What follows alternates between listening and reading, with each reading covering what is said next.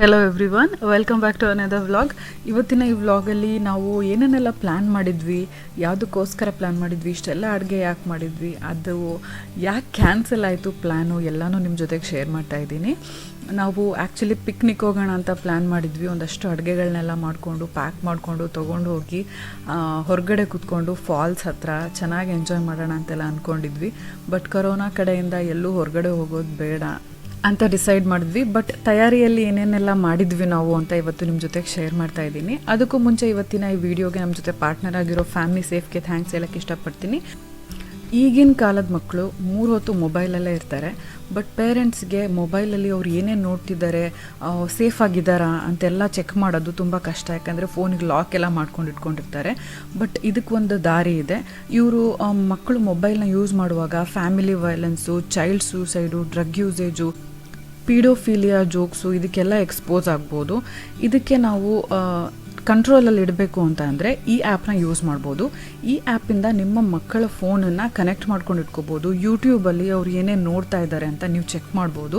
ಹಾಗೆ ಅದನ್ನು ನೀವು ಬ್ಲಾಕ್ ಕೂಡ ಮಾಡ್ಬೋದು. ಕೆಲವೊಂದು ಕಂಟೆಂಟ್ ಅವ್ರು ನೋಡ್ತಿರೋದನ್ನ ಬ್ಲಾಕ್ ಮಾಡ್ಬೋದು. ಕೀವರ್ಡ್ಸ್ನ ಯೂಸ್ ಮಾಡಿ ಅಲರ್ಟ್, ಅವ್ರ ಆ ಕೀವರ್ಡ್ ಸರ್ಚ್ ಮಾಡಿದಾಗ ನಿಮಗೆ ಅಲರ್ಟ್ ಬರೋ ಥರ ಕೂಡ ಮಾಡ್ಕೋಬೋದು. ನಾನು ನಿಮಗೆ ಆ್ಯಪ್ ಹೇಗೆ ಕಾಣುತ್ತೆ, ನೀವು ಹೇಗೆ ಲಾಗಿನ್ ಆಗ್ಬೋದು, ಹೇಗೆಲ್ಲ ಯೂಸ್ ಮಾಡ್ಬೋದು ಅಂತ ಡಿಸ್ಪ್ಲೇ ಮಾಡಿ ತೋರಿಸ್ತಾ ಇದ್ದೀನಿ ಸ್ಕ್ರೀನ್ ಮೇಲೆ.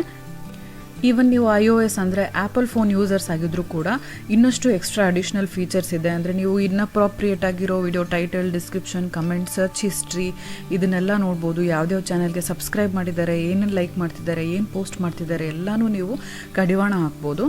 ಕೆಳಗಡೆ ಡಿಸ್ಕ್ರಿಪ್ಷನ್ ಬಾಕ್ಸಲ್ಲಿ ಈ ಆ್ಯಪ್ನ ಡೌನ್ಲೋಡ್ ಮಾಡೋ ಲಿಂಕ್ ಕೂಡ ಕೊಟ್ಟಿದ್ದೀನಿ. ಅದರಿಂದ ನೀವು ಆ್ಯಪ್ನ 3 ಡೇಸ್ ಫ್ರೀ ಟ್ರಯಲ್ ಆಗಿ ಕೂಡ ಯೂಸ್ ಮಾಡ್ಬೋದು. ಸ್ಕ್ರೀನ್ ಮೇಲೆ ಕಾಣಿಸ್ತಿರುವಂಥ ಕೋಡನ್ನ ನೀವು ಯೂಸ್ ಮಾಡಿದ್ರೆ ನೀವು ಚೆಕ್ಔಟ್ ಟೈಮಲ್ಲಿ 20% ಅಡಿಷ್ನಲ್ ಡಿಸ್ಕೌಂಟ್ ಕೂಡ ಸಿಗುತ್ತೆ. ಸೊ ತಡ ಮಾಡದೆ ಈಗ ನಮ್ಮ ರೆಸಿಪೀಸ್ನ ಶುರು ಮಾಡೋಣ. ನಾನು ಪಿಕ್ನಿಕ್ಕಿಗೋಸ್ಕರ ಏನೇನೆಲ್ಲ ತಯಾರು ಮಾಡ್ಕೊಂಡಿದ್ದೆ ಅಂತ. ಮೊದಲಿಗೆ ನಾನು ಬರ್ಂಟ್ ಗಾರ್ಲಿಕ್ ಫ್ರೈಡ್ ರೈಸ್ ಮಾಡ್ತಾಯಿದ್ದೀನಿ. ಇದ್ರ ಜೊತೆ ಕಾಂಬಿನೇಷನ್ಗೆ ನಾನು ಪನೀರ್ ಬಟರ್ ಮಸಾಲ ಮಾಡ್ತಾಯಿದ್ದೀನಿ. ಹಾಗೆ ಅದ್ರ ಜೊತೆಗೆ ಒಂದು ಪನೀರ್ ಸ್ಟಾರ್ಟರ್ ಕೂಡ ಮಾಡ್ತಾಯಿದ್ದೀನಿ, ಪನೀರ್ ಟಿಕ್ಕಾ. ಇದಕ್ಕೆ ನಾನು ಬಟರ್ನ ಹಾಕಿದ್ದೀನಿ, ಒಂದು ಸ್ವಲ್ಪ ಬಟರು ಮತ್ತು ಒಂದು ಸ್ವಲ್ಪ ಎಣ್ಣೆ. ಬಟರ್ ಮಾತ್ರ ಹಾಕಿದ್ರೆ ಬೇಗ ಸುಟ್ಟೋಗ್ಬಿಡುತ್ತೆ, ಅದಕ್ಕೋಸ್ಕರ. ಇದಕ್ಕೆ ನಾನು ಸ್ವಲ್ಪ ಜೀರಿಗೆ ಹಾಕಿದ್ದೀನಿ. ಹಾಗೆ ಮೆಣಸಿನ್ಕಾಯಿನ ತುಂಬ ಸಣ್ಣದಾಗಿ ಕಟ್ ಮಾಡಿ ಹಾಕಿದ್ದೀನಿ. ಜೀರಿಗೆನ ಬೇಕಾದರೆ ನೀವು ಸ್ಕಿಪ್ ಮಾಡ್ಬೋದು. ನಾನು ಸ್ವಲ್ಪ ದೇಸಿ ಟಚ್ ಇರಲಿ ಫ್ರೈಡ್ ರೈಸಲ್ಲಿ ಅಂತ ನಾನು ಜೀರಿಗೆ ಹಾಕಿದ್ದೀನಿ. ಜೀರಾ ರೈಸ್ ಟೇಸ್ಟ್ ಕೂಡ ಕೊಡುತ್ತೆ ಮಧ್ಯದಲ್ಲಿ ಅಂತ. ಈಗ ಮೆಣಸಿನ್ಕಾಯಿ ಎಲ್ಲ ಚೆನ್ನಾಗಿ ಫ್ರೈ ಆಗಿದೆ.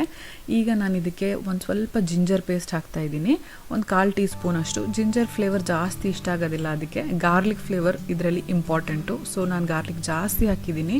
ಒಂದು 2 ಹಿಡಿಯಷ್ಟು ಗಾರ್ಲಿಕ್ನ ಈ ರೀತಿ ಸಣ್ಣದಾಗಿ ಕಟ್ ಮಾಡಿ ಹಾಕಿದ್ದೀನಿ.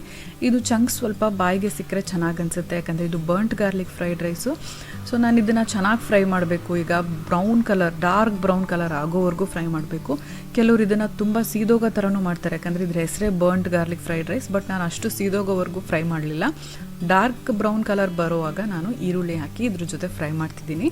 ಈರುಳ್ಳಿ ಬೇಗ ಸಾಫ್ಟ್ ಆಗಲಿ ಅಂತ ನಾನು ಇದಕ್ಕೆ ಈಗಲೇ ಉಪ್ಪನ್ನ ಹಾಕಿಬಿಟ್ಟು ಈ ಬೆಳ್ಳುಳ್ಳಿ ಫ್ಲೇವರು, ಈರುಳ್ಳಿ ಫ್ಲೇವರ್ ಎಲ್ಲ ಮಿಕ್ಸ್ ಆಗೋ ತನಕ ಚೆನ್ನಾಗಿ ಫ್ರೈ ಮಾಡ್ತಿದ್ದೀನಿ.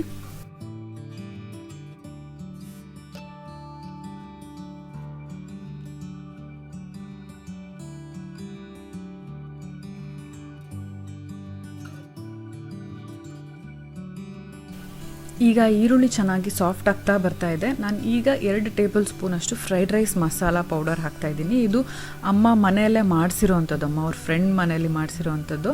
ಸೊ ಅದನ್ನು ನನಗೆ ತೊಗೊಂಡು ಬಂದು ಕೊಟ್ಟಿದ್ದಾರೆ, ಅದನ್ನು ನಾನು ಯೂಸ್ ಮಾಡ್ತಿದ್ದೀನಿ. ನೀವು ಅಂಗಡಿಯಲ್ಲಿ ತೊಗೊಂಡಿರೋ ಫ್ರೈಡ್ ರೈಸ್ ಮಸಾಲ ಬೇಕಾದರೆ ಹಾಕ್ಬೋದು, ಅಥವಾ ಸಿಗಲಿಲ್ಲ ಅಂದರೆ ಈ ಸ್ಟೆಪ್ನ ಸ್ಕಿಪ್ ಕೂಡ ಮಾಡ್ಬೋದು. ಏನು ಜಾಸ್ತಿ ಟೇಸ್ಟ್ ಡಿಫ್ರೆನ್ಸ್ ಆಗೋದಿಲ್ಲ.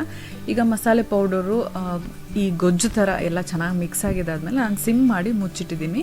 ಒಂದು 2 ನಿಮಿಷ ಈ ಸಿಮ್ಮಲ್ಲಿ ಕುಕ್ ಆಗಿದ್ದಾದಮೇಲೆ ನಾನು ಸ್ಟೋವಿಂದ ಇಳಿಸ್ಬಿಟ್ಟು ಫ್ರೈಡ್ ರೈಸ್ಗೆ ಕಲಿಸೋದಕ್ಕೆ ಅನ್ನಕ್ಕೆ ಇಡ್ತಾಯಿದ್ದೀನಿ. ಅನ್ನದ ಜೊತೆಗೆ ನಾನು ಒಂದು ಸ್ವಲ್ಪ ಉಪ್ಪು ಹಾಕಿ ಕುಕ್ ಮಾಡೋಕ್ಕೆ ಇಟ್ಟಿದ್ದೀನಿ. ಆಮೇಲೆ ಅನ್ನ ತಣ್ಣಗಾದ್ಮೇಲೆ, ಗೊಜ್ಜು ತಣ್ಣಗಾದ್ಮೇಲೆ ಎರಡನ್ನೂ ಮಿಕ್ಸ್ ಮಾಡೋಣಂತೆ. ಅಲ್ಲಿವರೆಗೂ ನಾನು ಪನೀರ್ ಬಟರ್ ಮಸಾಲ ಮಾಡೋಕ್ಕೆ ಸ್ಟಾರ್ಟ್ ಮಾಡ್ತಿದ್ದೀನಿ. ಇದಕ್ಕೆ ಪನೀರ್ ಬಟರ್ ಮಸಾಲ ಅಂದರೆ ಬಟರ್ ಹಾಕಲೇಬೇಕು. ಸೊ ಇದಕ್ಕೆ ಸ್ವಲ್ಪ ಜಾಸ್ತಿ ಬಟರ್ ಹಾಕಿದ್ದೀನಿ. ಬಟರಲ್ಲಿ ನಾನು ಒಂದು 4 ಟೊಮ್ಯಾಟೋನ ಚೆನ್ನಾಗಿ ಪೇಸ್ಟ್ ಮಾಡ್ಕೊಂಡಿದ್ದೀನಿ ಮಿಕ್ಸಿಯಲ್ಲಿ, ಅದನ್ನು ಹಾಕ್ತಿದ್ದೀನಿ. ಮಿಕ್ಸಿ ಜಾರ್ ತೊಳೆದಿದ್ದು ನೀರು ಕೂಡ ಸ್ವಲ್ಪ ಹಾಕಿದ್ದೀನಿ. ಈಗ ಟೊಮ್ಯಾಟೊ ಹಸಿ ವಾಸನೆ ಹೋಗಿ ಎಣ್ಣೆ ಎಲ್ಲ ಸೈಡಿಂದ ಬಿಟ್ಕೊಳ್ಳೋವರೆಗೂ ಚೆನ್ನಾಗಿ ಕುಕ್ ಮಾಡ್ತಾಯಿದ್ದೀನಿ.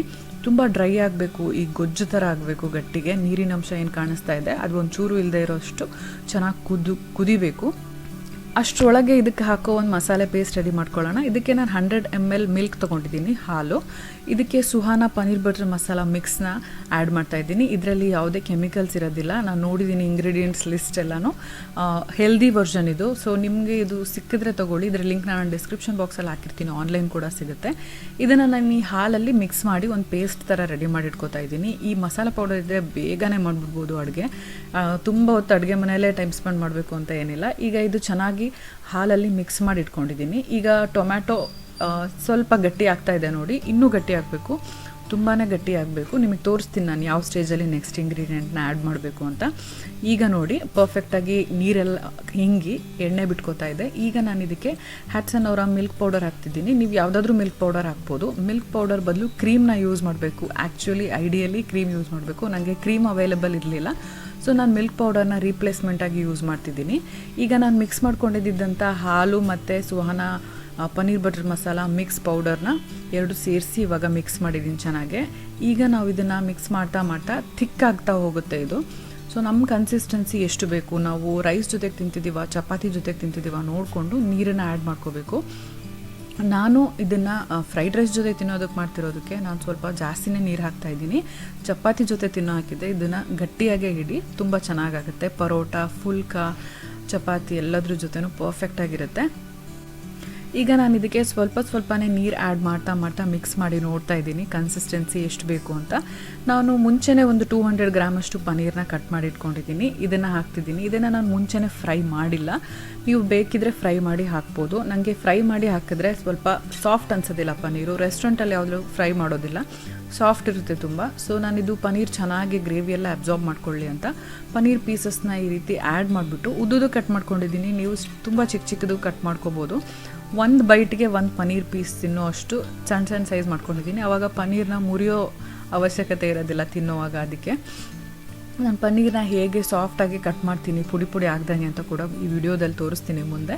ಈಗ ಪನ್ನೀರೆಲ್ಲ ಆ್ಯಡ್ ಮಾಡಿ ಒಂದು ಸ್ವಲ್ಪ ಮಿಕ್ಸ್ ಮಾಡಿ ಮುಚ್ಚಿಟ್ಟು 5 ಮಿನಿಟ್ಸ್ ಅಷ್ಟು ಈ ಗ್ರೇವಿ ಜೊತೆ ಪನ್ನೀರ್ ಮಿಕ್ಸ್ ಆಗೋವರೆಗೂ ಕುಕ್ ಮಾಡಿದ್ರೆ ಸಾಕು. ಕೊನೆಯದಾಗಿ ನಾನು ಒಂದು ಸ್ವಲ್ಪ ಬಟರ್ ಹಾಕ್ತಾಯಿದ್ದೀನಿ, ಯಾಕಂದರೆ paneer butter masala butter taste ಜಾಸ್ತಿ ಬಂದರೆ ಚೆನ್ನಾಗಿರುತ್ತೆ ಅಂತ. ಈಗ ಅನ್ನ ರೆಡಿಯಾಗಿದೆ, ನಾನು ಗೊಜ್ಜು ಕೂಡ ತಣ್ಣಗಾಗಿದೆ. ಈಗ ಕುಕ್ಕರಿಂದ ಅನ್ನನ ನಾನು ಗೊಜ್ಜಿಗೆ ಟ್ರಾನ್ಸ್ಫರ್ ಮಾಡ್ತಾಯಿದ್ದೀನಿ.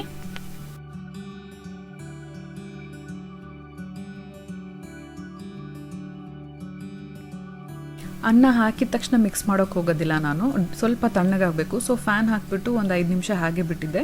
ಈಗ ಸ್ವಲ್ಪ ಅನ್ನ ತಣ್ಣಗಾಗಿದೆ. ಇದ್ರ ಮೇಲೆ ನಾನು 1 ರಿಂದ 1.5 ಟೀ ಸ್ಪೂನ್ ಅಷ್ಟು ವಿನೆಗರ್ನ ಹಾಕ್ತಿದ್ದೀನಿ. ಹಾಗೆಯೇ ಸೋಯಾ ಸಾಸ್ ಆ್ಯಡ್ ಮಾಡ್ತಾಯಿದ್ದೀನಿ. ಸೋಯಾ ಸಾಸ್ ಕೂಡ 1 ರಿಂದ 1.5 ಟೀ ಸ್ಪೂನು. ನಿಮಗೆ ಸೋಯಾ ಫ್ಲೇವರ್ ಜಾಸ್ತಿ ಇಷ್ಟ ಅಂದರೆ ಇನ್ನೂ ಜಾಸ್ತಿ ಕೂಡ ಆ್ಯಡ್ ಮಾಡ್ಬೋದು. ಈಗ ತಣ್ಣಗಾಗಿರೋದ್ರಿಂದ ಈಗ ಆರಾಮಾಗಿ ಮಿಕ್ಸ್ ಮಾಡ್ಬೋದು. ಮುದ್ದೆ ಆಗೋದಿಲ್ಲ, ಉದ್ರುದ್ರಾಗುತ್ತೆ. ಸ್ವಲ್ಪ ಪೆಪ್ಪರ್ ಪೌಡರ್ ಕೂಡ ಆ್ಯಡ್ ಮಾಡಿದ್ದೀನಿ, ಒಳ್ಳೆ ಫ್ರೈಡ್ ರೈಸ್ಗೆ ಟೇಸ್ಟ್ ಕೊಡುತ್ತೆ ಅಂತ. ನೀವು ಟೇಸ್ಟ್ ಪೌಡರ್ ಕೂಡ ಆ್ಯಡ್ ಮಾಡ್ಬೋದು. ಅಜಿನೋಮೋಟೊ ಅಂತ ಎಲ್ಲ ಅಂತಾರಲ್ಲ, ಅದು ರೆಸ್ಟೋರೆಂಟಲ್ಲಿ ಹಾಗೆ ರೋಡ್ ಸೈಡ್ ಸ್ಟ್ರೀಟ್ ಫುಡ್ಡು ಎಲ್ಲ ಮಾಡುವಾಗ ಆ್ಯಡ್ ಮಾಡ್ತಾರೆ. ನಾನು ಅದನ್ನು ಆ್ಯಡ್ ಮಾಡಿಲ್ಲ, ಕೆಲವರು ಅದು ಒಳ್ಳೇದಲ್ಲ ಅಂತಾರೆ, ಅದಕ್ಕೋಸ್ಕರ. ಈಗ ನೋಡಿ ಇದನ್ನು ಚೆನ್ನಾಗಿ ಮಿಕ್ಸ್ ಮಾಡ್ತಾಯಿದ್ದೀನಿ, ಎಷ್ಟು ಉದ್ರುದ್ರಾಗಿದೆ ಫ್ರೈಡ್ ರೈಸ್ ಅಂತ. ಸೊ ಈಗ ಫ್ರೈಡ್ ರೈಸ್ ರೆಡಿಯಾಗಿದೆ. ಹಾಗೆ 5 ಮಿನಿಟ್ಸ್ ಸಿಮ್ಮರ್ ಮಾಡಿದ್ಮೇಲೆ ಪನ್ನೀರ್ ಬಟರ್ ಮಸಾಲ ಕೂಡ ರೆಡಿಯಾಗಿದೆ. ಕಾಂಬಿನೇಷನ್ ಅಂತೂ ಅಮೇಝಿಂಗ್ ಆಗಿತ್ತು. ಇದ್ರ ಜೊತೆಗೆ ಕಾಂಬಿನೇಷನಲ್ಲಿ ನಾನು ಒಂದು ಸ್ಟಾರ್ಟರ್ ಮಾಡ್ತಿದ್ದೀನಿ, ಪನ್ನೀರ್ ಟಿಕ್ಕಾ. ಸೊ ಅದ್ರ ರೆಸಿಪಿ ಕೂಡ ಶೇರ್ ಮಾಡ್ತೀನಿ. ನೀವು ಈ 2 ಕಾಂಬಿನೇಷನ್ನು ಟ್ರೈ ಮಾಡಲೇಬೇಕು. ಬೆಸ್ಟ್ ಕಾಂಬಿನೇಷನ್ ಅಂತಲೇ ಹೇಳ್ಬೋದು. ಬೇಗನೆ ಆಗೋಗುತ್ತೆ, ಈಸಿಯಾಗಿ ಆಗೋಗುತ್ತೆ. ಈಗಂತೂ ಚಿಕನ್ ತಿನ್ನೋದಕ್ಕೆ ಆಗೋದಿಲ್ಲ, ಯಾಕಂದರೆ ಕೋಳಿ ಜ್ವರ ಎಲ್ಲ ಸ್ಟಾರ್ಟ್ ಆಗಿದೆ. ಸೊ ವೆಜಿಟೇರಿಯನಲ್ಲಿ ಸ್ಪೆಷಲ್ ಐಟಮ್ಸ್ನ ಮಾಡ್ಕೊಂಡು ತಿಂದರೆ ಚಿಕನ್ ನೆನಪೇ ಆಗೋದಿಲ್ಲ. ಈಗ ನಾನು ಸ್ಟಾರ್ಟರ್ ಹೇಳಿದ್ನಲ್ಲ, ಆ ಸ್ಟಾರ್ಟರ್ ಮಾಡೋದಕ್ಕೆ ಪನ್ನೀರ್ನ ಕಟ್ ಮಾಡ್ಕೊತಿದ್ದೀನಿ. ಪನ್ನೀರ್ನ ನಾನು ಗರಗಸ ಥರ ಚಾಕುನ ಮೂವ್ ಮಾಡ್ತಾ ಕಟ್ ಮಾಡೋದಿಲ್ಲ. ಆ ರೀತಿ ಮಾಡಿದ್ರೆ ಪುಡಿ ಆಗೋಗುತ್ತೆ. ಸೊ ನಾನು ಚಾಕುನ ಈ ರೀತಿ ಮೇಲಿಂದ 2 ಕೈಯಿಂದ ನಿಧಾನಕ್ಕೆ ಸಾಫ್ಟಾಗಿ ಪ್ರೆಸ್ ಮಾಡ್ತಾ ಕಟ್ ಮಾಡ್ತೀನಿ. ಈ ರೀತಿ ಮಾಡೋದ್ರಿಂದ ಪುಡಿ ಆಗೋದಿಲ್ಲ. ನಾನು ಚಿಕನ್ ಟಿಕ್ಕಾ ರೆಸಿಪಿ ಒಂದು ಸಲ ಶೇರ್ ಮಾಡಿದ್ದೆ ನಮ್ಮ ಚಾನಲಲ್ಲಿ, ತುಂಬ ಇಷ್ಟಪಟ್ಟಿದ್ರಿ. ಅದೇ ರೀತಿ ಪನ್ನೀರ್ ಟಿಕ್ಕಾ ಕೂಡ ಮಾಡ್ತಾಯಿದ್ದೀನಿ. ವೆಜಿಟೇರಿಯನ್ಸ್ಗೆ ತುಂಬಾ ಟೇಸ್ಟಿ ಅನಿಸುತ್ತೆ ಇದು. ಸಂಡೇಸ್ ಅಂತೂ ಸ್ಪೆಷಲಾಗಿ ಏನಾದರೂ ಮಾಡ್ಕೊಂಡು ತಿನ್ನಬೇಕು ಅನಿಸ್ದಾಗ ಮಾಡ್ಕೊಂಡು ತಿನ್ನೋಕ್ಕೆ. ಈಗ ಪೀಸಸ್ ರೆಡಿಯಾಗಿದೆ, ಸ್ವಲ್ಪ ದೊಡ್ಡ ಪೀಸಸ್ ಇಟ್ಟಿದ್ದೀನಿ. ಇದಕ್ಕೆ ನಾನು ಮ್ಯಾರಿನೇಷನ್ ರೆಡಿ ಮಾಡ್ತಿದ್ದೀನಿ. ಮೊದಲು ಮ್ಯಾರಿನೇಷನ್ಗೆ ಮೊಸರು ಹಾಕ್ಕೋತಿದ್ದೀನಿ. 1 ಕಪ್ಪಷ್ಟು ಮೊಸರು ಹಾಕ್ತಿದ್ದೀನಿ. ಮೊಸರು ತುಂಬಾ ಗಟ್ಟಿ ಇರಬೇಕು, ನೀರು ಮೊಸರಿದ್ರೆ ಇದು ಮಾಡೋಕ್ಕೆ ಆಗೋದಿಲ್ಲ. ನೀವು ಬೇಕಂದರೆ ಅದನ್ನು ಸೋಸ್ಬಿಟ್ಟು ಗಟ್ಟಿ ಮಾಡಿಕೊಂಡು ಆಮೇಲೆ ಹಾಕಿ. ಇಲ್ಲಾಂದರೆ ನೀವು ಹ್ಯಾಟ್ಸನ್ ಅಥವಾ ಮಿಲ್ಕಿ ಮಿಸ್ಟ್ ಅವರ ಮೊಸರು ಸಿಗುತ್ತೆ, ಗಟ್ಟಿ ಇರುತ್ತೆ, ಅದನ್ನು ಯೂಸ್ ಮಾಡ್ಬೋದು. ಈಗ ಇದಕ್ಕೆ ನಾನು ಒಂದು 1/4 ಟೀ ಸ್ಪೂನ್ನಿಂದ ಅರ್ಧ ಟೀ ಸ್ಪೂನಷ್ಟು ಜಿಂಜರ್ ಗಾರ್ಲಿಕ್ ಪೇಸ್ಟ್ ಹಾಕಿದ್ದೀನಿ. 1 ಟೀ ಸ್ಪೂನಷ್ಟು ಖಾರದ ಪುಡಿ, ಸ್ವಲ್ಪ ರುಚಿಗೆ ಉಪ್ಪು, ಸ್ವಲ್ಪ ಅರಿಶಿಣದ ಪುಡಿ, ಹಾಗೆಯೇ ಪೆಪ್ಪರ್ ಪೌಡರ್, ಸ್ವಲ್ಪ ಗರಂ ಮಸಾಲ, ಒಂದು ಅರ್ಧ ಟೀ ಸ್ಪೂನಷ್ಟು ಧನಿಯಾ ಪುಡಿ, ಹಾಗೆ ಸ್ವಲ್ಪ ನಿಂಬೆಹಣ್ಣು, 1 ಟೀ ಸ್ಪೂನಷ್ಟು ಕಡಲೆ ಹಿಟ್ಟನ್ನು ನಾನು ಬೈಂಡಿಂಗ್ ಪರ್ಪಸ್ಗೆ ಯೂಸ್ ಮಾಡ್ತಿದ್ದೀನಿ. ಸ್ವಲ್ಪ ಹಾಕಿದ್ರೆ ಸಾಕು. ಯೂಶ್ವಲಿ ನಾವು ಚಿಕನ್ ಟಿಕ್ಕಾದಲ್ಲಿ ಮೊಟ್ಟೆ ಯೂಸ್ ಮಾಡ್ತೀವಿ ಬೈಂಡಿಂಗಿಗೆ, ಅದ್ರ ಬದಲು ನಾನಿಲ್ಲಿ ವೆಜಿಟೇರಿಯನ್ ವರ್ಷನಲ್ಲಿ ಕಡಲೆ ಹಿಟ್ಟು ಯೂಸ್ ಮಾಡ್ತಿದ್ದೀನಿ. ಇದು ಥಿಕ್ಕಾಗಿ ಈ ಥರ ಪೇಸ್ಟ್ ಆಗಬೇಕು. ಚೆನ್ನಾಗಿ ಪನ್ನೀರಿಗೆ ಕೋಟ್ ಆಗೋದ್ರಿಂದ ಇದು ನೀರು ಇರಬಾರ್ದು ಒಂಚೂರು. ನಿಮ್ಮ ಮೊಸರು ನೀರು ಇದ್ದರೆ ನೀವು ಅದನ್ನು ಸೋಸ್ಬಿಟ್ಟೆ ಆ್ಯಡ್ ಮಾಡಿ. ಈಗ ಪೇಸ್ಟ್ ರೆಡಿಯಾಗಿದೆ. ಇದಕ್ಕೆ ನೀವು ಫುಡ್ ಕಲರ್ ಕೂಡ ಆ್ಯಡ್ ಮಾಡ್ಬೋದು, ಬಟ್ ಫುಡ್ ಕಲರ್ ಆರೋಗ್ಯಕ್ಕೆ ಒಳ್ಳೆಯದಲ್ಲ ಅಂತಾರೆ, ಅದಕ್ಕೋಸ್ಕರ ನಾನು ಆ್ಯಡ್ ಮಾಡಿಲ್ಲ. ಈಗ ಸ್ವಲ್ಪ ನಿಂಬೆಹಣ್ಣು ಹಾಕ್ತಾಯಿದ್ದೀನಿ. ನಿಮ್ಮ ಮೊಸರು ತುಂಬಾ ಹುಳಿ ಇದ್ದರೆ ನಿಂಬೆಹಣ್ಣು ಸ್ಕಿಪ್ ಮಾಡಿದ್ರೂ ನಡೆಯುತ್ತೆ. ಇಲ್ಲಿ ಸಿಗೋ ಮೊಸರು ಹುಳಿ ಇರೋದೇ ಇಲ್ಲ ಒಂಚೂರು, ಅದಕ್ಕೆ ನಾನು ಒಂದು 1/4 ಟೀ ಸ್ಪೂನಷ್ಟು ನಿಂಬೆ ಹುಳಿ ಹಿಂಡಿದ್ದೀನಿ. ಈಗ ಪನ್ನೀರ್ ಪೀಸಸ್ನ ಹಾಕ್ಬಿಟ್ಟು ಒಂದು ಚೆನ್ನಾಗಿ ಮಿಕ್ಸ್ ಮಾಡಿ ಎಲ್ಲ ಪನ್ನೀರ್ ಪೀಸಸ್ಸು ಈ ಮ್ಯಾರಿನೇಷನಲ್ಲಿ ಕೋಟ್ ಆಗಬೇಕು. ಕೋಟ್ ಆದಮೇಲೆ ಒಂದು 15-20 ಮಿನಿಟ್ಸ್ ಆದರೂ ಮಿನಿಮಮ್ ಇದು ಮ್ಯಾರಿನೇಟ್ ಬಿಡಬೇಕು. ಆವಾಗ ಪನ್ನೀರ್ ಪೀಸಸ್ ಒಂಥರ ಚೆನ್ನಾಗಿ ಇದರ ಫ್ಲೇವರ್ ಎಲ್ಲ ಅಬ್ಸಾರ್ಬ್ ಆಗಿರುತ್ತೆ. ಆಮೇಲೆ ಇದನ್ನು ಹೇಗೆ ಶಾಲೋ ಫ್ರೈ ಮಾಡೋದು ಅಂತ ತೋರಿಸ್ತೀನಿ.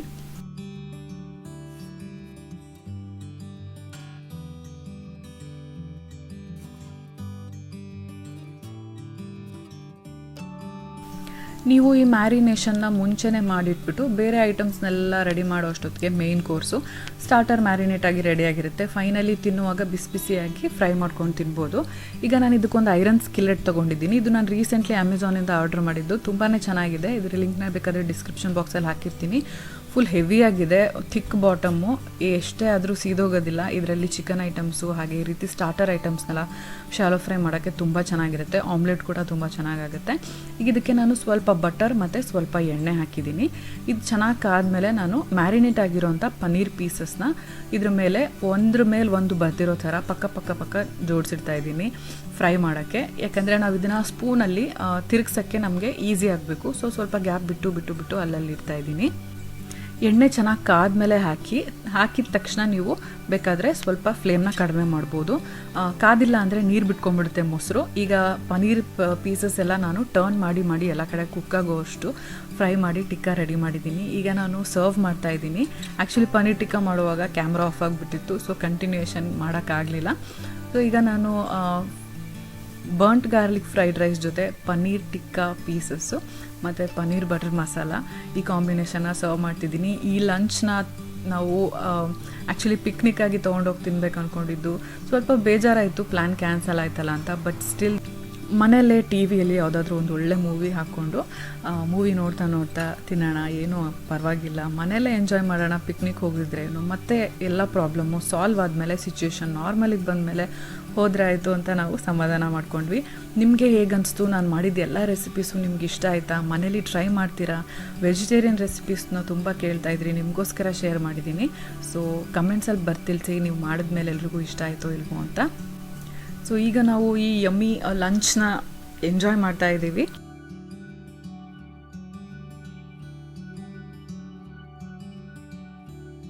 ಕಾರ್ತಿಕಿಗಂತೂ ಲಂಚ್ ತುಂಬಾ ಇಷ್ಟ ಆಯಿತು. ಇನ್ನಷ್ಟು ಒಳ್ಳೊಳ್ಳೆ ವೆಜ್ ರೆಸಿಪೀಸ್ನ ಶೇರ್ ಮಾಡ್ತಾ ಇರ್ತೀನಿ. ರೀಸೆಂಟ್ಲಿ ನಾನು ನಮ್ಮ ಬೆಡ್ರೂಮಿನ ಬೆಡ್ಗೆ ಬೆಡ್ಸ್ಪ್ರೆಡ್ ತರಿಸಿದ್ದೆ. ಕಲರ್ ಅಂತೂ ನಂಗೆ ತುಂಬಾ ಇಷ್ಟ ಆಯಿತು. ನೋಡಿದ ತಕ್ಷಣ ಇದನ್ನು ನಿಮ್ಮ ಜೊತೆಗೆ ಶೇರ್ ಮಾಡಲೇಬೇಕು ಅಂತ ಡಿಸೈಡ್ ಮಾಡಿಬಿಟ್ಟಿದ್ದೆ. ಸೊ ಇದನ್ನು ಇವತ್ತು ಹಾಸ್ತಾ ಇದ್ದೀನಿ. ಯಾಕಂದರೆ ಸಂಡೇಸು ಎಲ್ಲ ಬೆಡ್ಸ್ಪ್ರೆಡ್ನು ವಾಷಿಂಗಿಗೆ ಹಾಕೋ ದಿನ, ಚೇಂಜ್ ಮಾಡೋ ದಿನ. ಸೊ ಇವತ್ತು ಚೇಂಜ್ ಮಾಡ್ತಾ ಇದ್ದೀನಿ.